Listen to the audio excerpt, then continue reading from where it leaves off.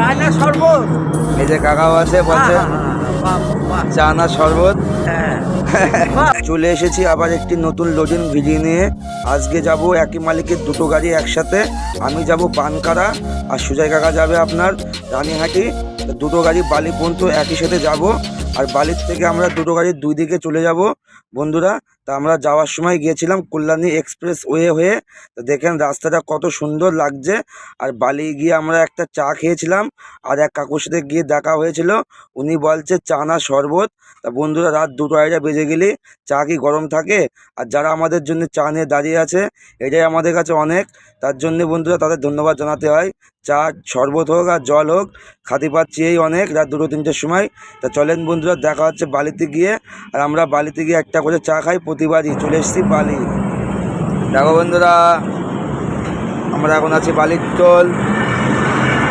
এই যে সুজয় কাকা আর আমি এখন আমরা বালির টোলে আছি। এটা হলো বালির টোল। ওই যে বালির টোল পার করে এসে আমরা চা খাচ্ছি। এই দেখো চায়না শরবত।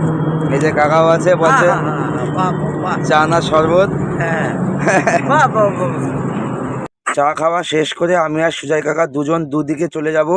বন্ধুরা আমাদের ভিডিও যদি আপনাদের ভালো লাগে লাইক অবশ্যই করে যাবেন।